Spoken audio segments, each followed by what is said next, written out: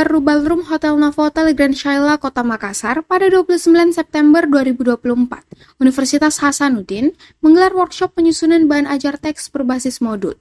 Kegiatan ini dihadiri oleh berbagai pejabat akademik, antara lain Wakil Dekan Bidang Akademik dan Kemahasiswaan Fakultas, Direktur Pendidikan, Direktur Transdiva, Ketua dan Sekretaris LPMPP, Kepala Divisi Pengembangan Kurikulum dan Pembelajaran, Ketua P2CIKU, Ketua Prodi Jenjang S1 dan D4 Fakultas dan dosen perwakilan program studi, serta perkuliahan bersama. Kegiatan workshop ini merupakan bagian dari upaya Unhas untuk meningkatkan kualitas pembelajaran melalui penyusunan bahan ajar yang lebih struktur dan sistematis. Prof. Ruslin, Wakil Rektor Bidang Akademik dan Kemahasiswaan Unhas, menyatakan bahwa tujuan kegiatan ini adalah untuk mengaktifkan kolaborasi antar Ketua Departemen dan Kaprodi dalam menyusun bahan ajar berbasis modul. Diharapkan, setiap program studi akan mengirimkan perwakilan untuk berbagi best practice, yang nantinya dapat menjadi contoh bagi yang lain. Ya, jadi ini kami bersama dengan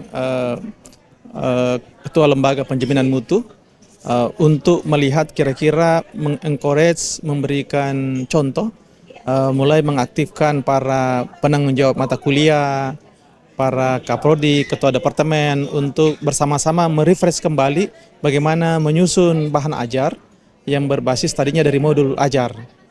Kalau ini bisa dilakukan, itu nanti kami berharap karena ini kami minta ada perwakilan dari tiap program studi, nanti perwakilan ini menjadi best practice untuk memberi contoh kepada yang lain.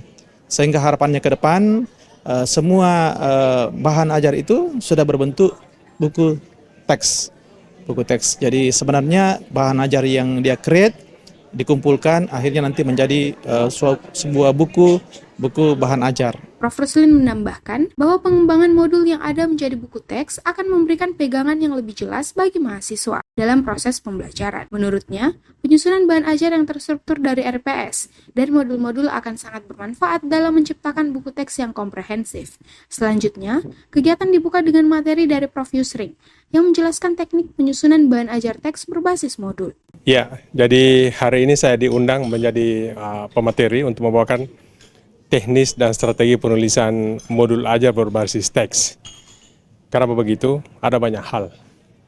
Modul ini diharapkan betul-betul memberikan bahan dasar bagi para peserta didik terkait dari konsep teori dan keterampilan yang dijanjikan di prodi, yang dijanjikan pada profilnya, yang dijanjikan pada CPL-nya. Sehingga semua prodi akan punya pengetahuan, punya keterampilan dasar yang tercatat di dalam modul ajar tersebut.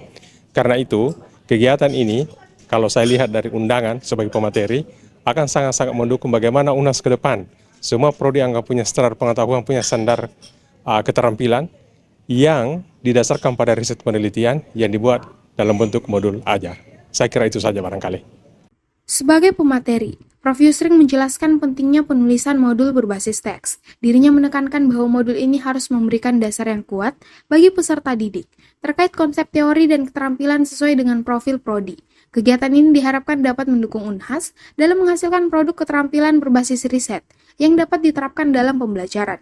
Selanjutnya, Dr. Risma Illa Maulani Eshut M. Natres selaku Direktur Pendidikan Unhas memaparkan mekanisme pendanaan penyusunan bahan ajar.